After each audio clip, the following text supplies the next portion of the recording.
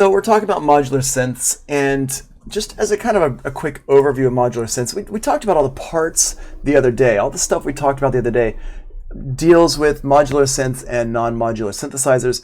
The big difference is that modular synths are modular. They're just modules, and it allows you to basically build your own synth out of all these various modules. That's the quick answer for what a modular synth is.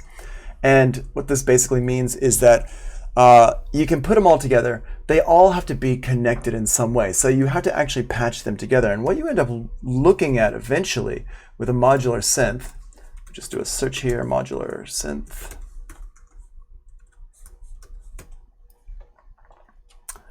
And I'm going to do a image. And what you end up looking at eventually is something that would look, you know, in this kind of realm. You can see here on my screen. And these are what they look like with the cables patched in. All these cables are all patched together. And, you know, it can be a big mess. It can be, you know, that's how big it is in real life. You know, something like that. It doesn't have to be that big. It can be much smaller. But there's different modules. And essentially, you have to patch them all together. So basically what that means is that if you are using a modular synth, you can't have presets. You can't just like dial in preset number 5 and it just bloop, just changes it to preset number 5. Modular synths, you say, okay, I've got this sound, I like this sound, and then you take a picture of it to save it. And that's what you do, and then you have to patch it back together. Really what I recommend if you are dealing with modular synths a lot is that you always be recording stuff. Always have your recorder turned on so you're recording things all the time once you get a sound. Because to get back to a sound, not impossible, but it can be tricky sometimes, especially if you have a really cool sound setup. And this is a little bit, there's different types of modular synths out in the world, different standards. And the main one that people are using these days is this Eurorack right here. And the Eurorack is just a specification for the size of the rack units and what kind of power they use. And so all these here, these are all Euroracks. So you can see they're all the same height. They can be different widths, but they're all the same height.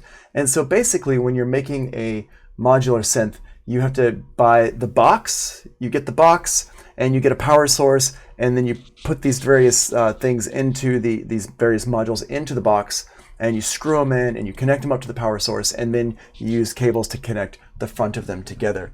And if you're looking here, if you are in my class here, what kind of rack is it called again? Well, there's the main standard that people use these days is Eurorack. Euro as in European, Eurorack.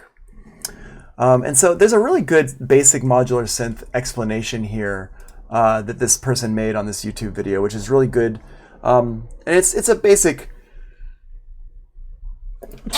excuse me, it's a very basic thing. Also, this guy Andrew Huang. Hey, it's Andrew Huang. Wait, stop! Don't start talking.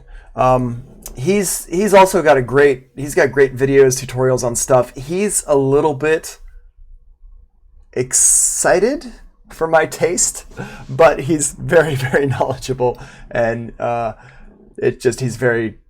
everything's like, it's all a party for him, which for me is a little bit over the top. But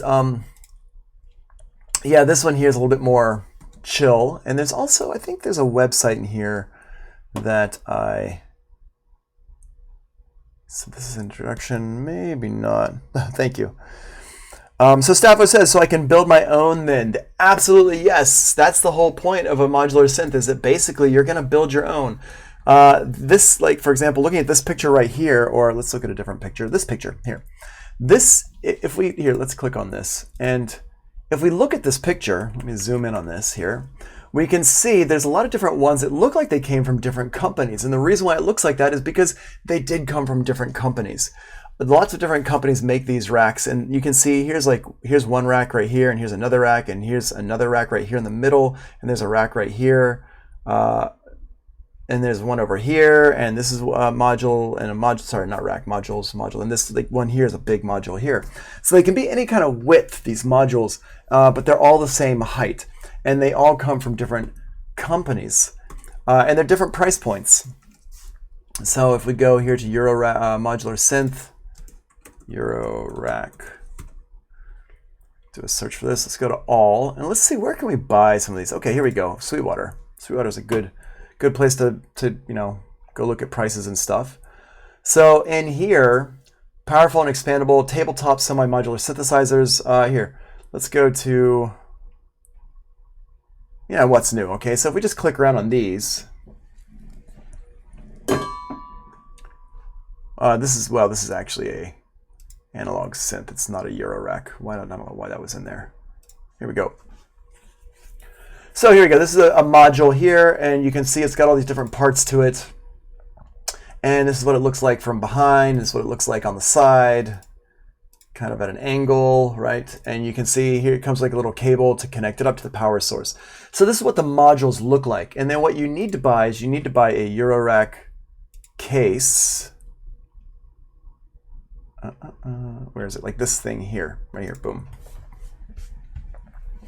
And this is what this looks like here. And it's, from the side, it's like this. And it's got these slots that you can plug stuff into. And that little wire plugs into these slots right here. And that allows them all to be powered. So this one comes with power. It looks like, it's got a power source. And it's got some legs so you can stand it up. And so this is what you would put your racks into. And you can buy like a starter kit. So for example, let's see, Eurorack, is there, let's see, details. These are the desert module synths, desert island modules, which are the ones you can't live without. Definitely some good ones in here.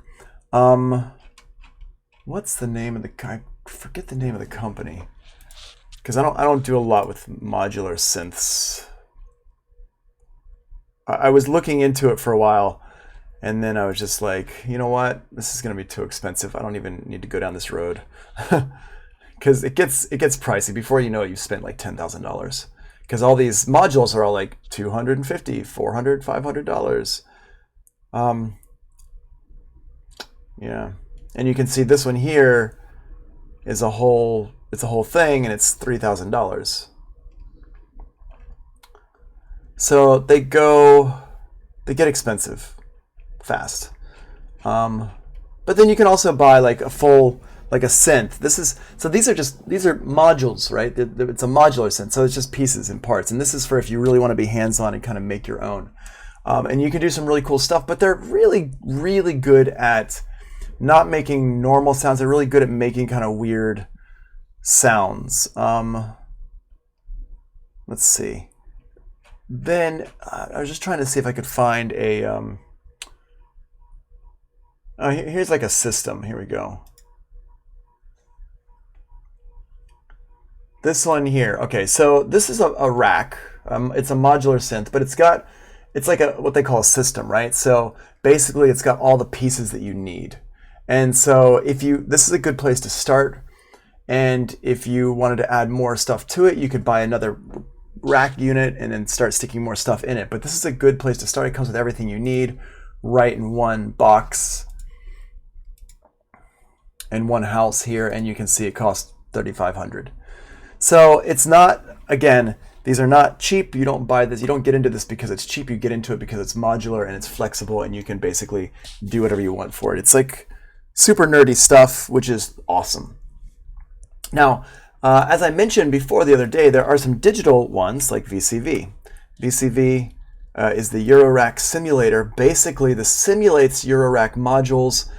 It's a free plugin, and you can also, like the host is free. Sorry, the host is free, but then there's people make these modules that you can buy for much cheaper than you would buy the hardware. And essentially they're kind of, a lot of these are emulating the hardware that you could get. So what you could do is you could say, okay, I want to see about getting into making my own Eurorack synth, and you could get this first and kind of mess around with it and see which ones you might like to try out and stuff like that. And they're not all free. A lot of them you have to pay for, but they're much cheaper than what you would be, to pay for it, like the hardware, right? So it's like $25 or $30 or whatever. And then there are a lot of free ones that people just make just to be free, like that. So Is there any sense that I can travel with without hooking up to my laptop so I can use it on the go?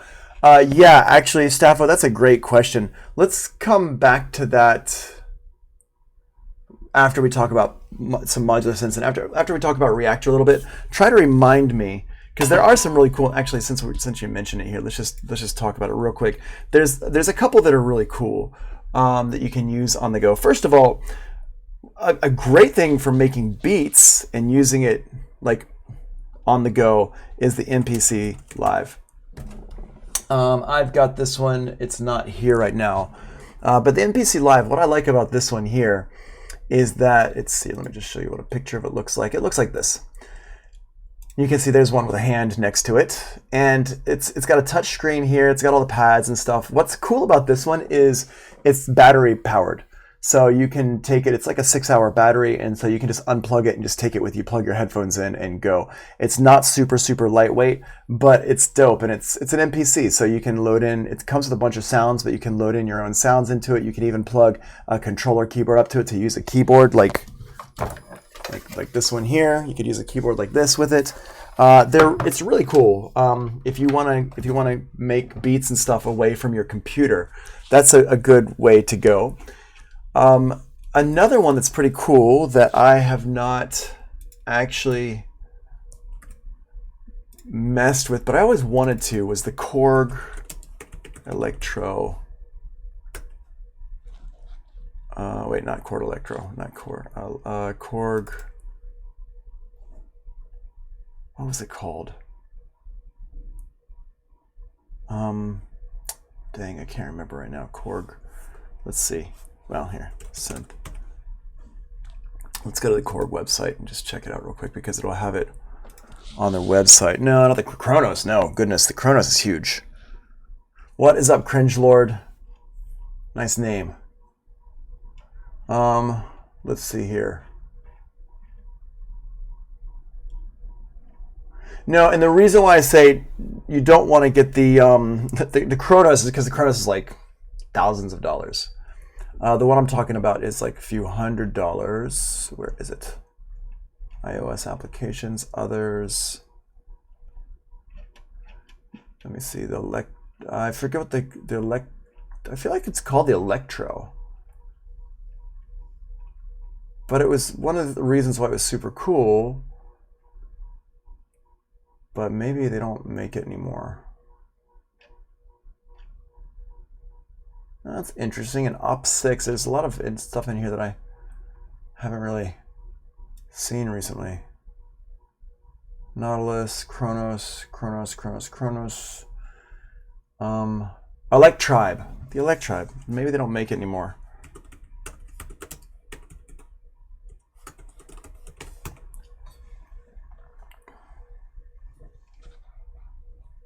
Oh, what's up, Amir? How you doing?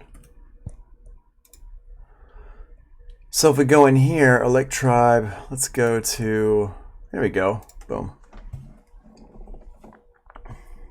Yep. So the cool thing with these Electribes is that it's like a whole little music production workstation thing, and is this the, yeah, so what's cool about this is that you can basically make your sounds in it.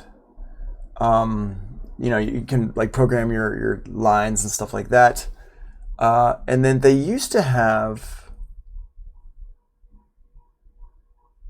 this, and I don't know that they do this now, but okay, so you got these patterns here, and you can actually take the patterns, you can plug it into Ableton Live and drag the patterns directly into Live. That's at least what it used to be. Yeah. So, but that's a pretty cool one there. And it's standalone as well. And I feel like this one's also battery powered. Specifications, let's see.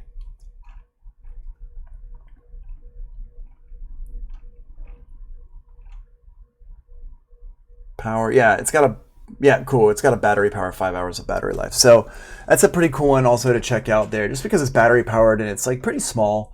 You could throw it in your backpack and take it around and make some music with it real quick. And you could probably get one, let's see here, online. Sweetwater. How much? I don't know how much they cost.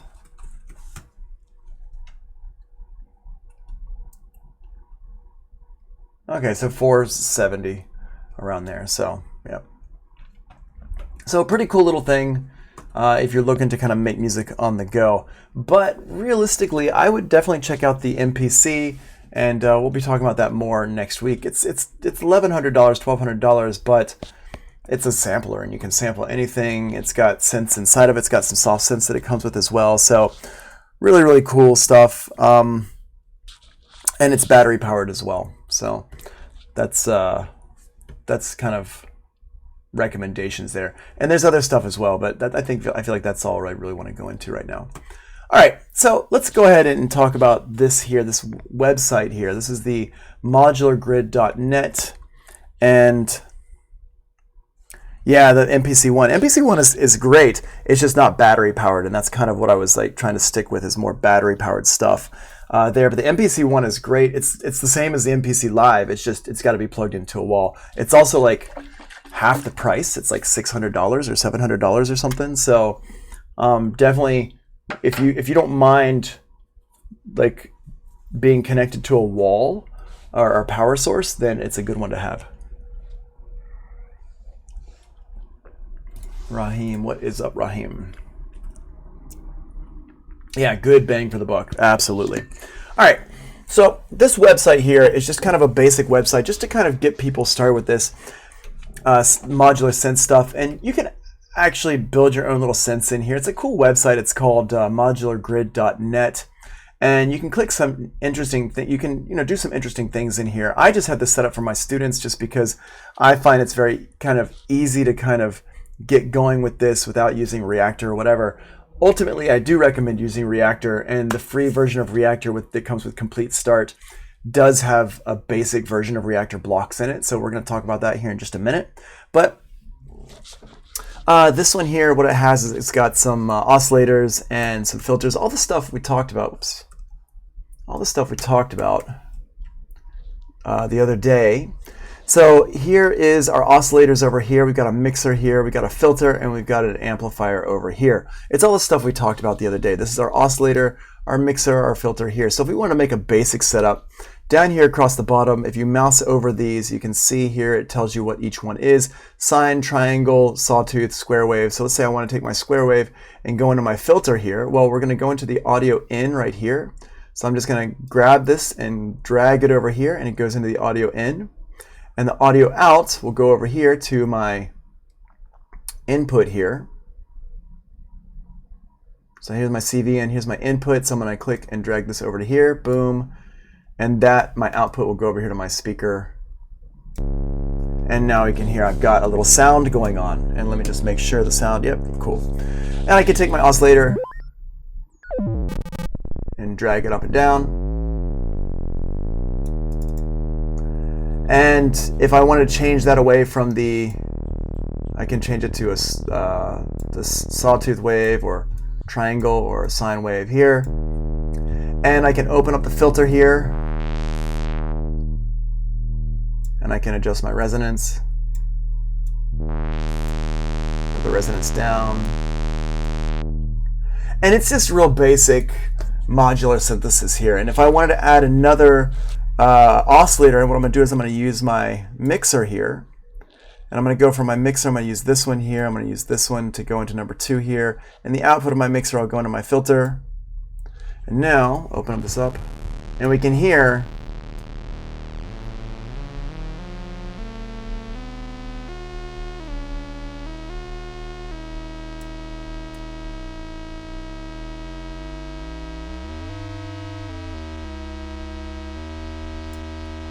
and tune it up, turn it down. There we go. And we're changing that sound up, getting a different tone right there. Had to click the link a few times until you got to it. I'm not really sure what that means. Hold on, let me suspend the audio here. You might have to upload the link. I had to click on the link a few times until I got to your editing rack link. Okay, let's see if other people have problems with it, because I just clicked on it once and it worked for me. So it might be because of the browser you're using, or it might just, I don't know. I mean, it should work. I haven't had people really complain about it too much yet. So let's see what other people, what other people like kind of success people have with this. But so that's a basic setup there. Now, if we wanted to add in some other things to this, like let's modulate that filter a little bit. What we're going to use what we call CV. CV stands for control voltage. Control voltage is basically electricity voltage that's going through, and it's sending it at using to control stuff.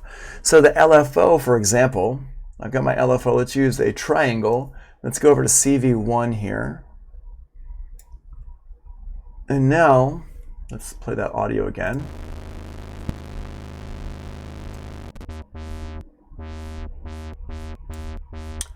And we can use CV1 here. Where's CV1?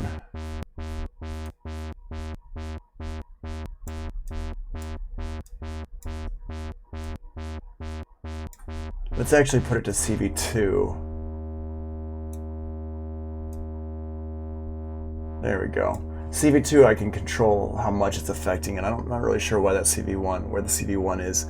So this here is my modulation amount right here. So if I want to have LFO control more of it, like that, or less, like that. Okay. And I can have it go faster. Down here is my rate.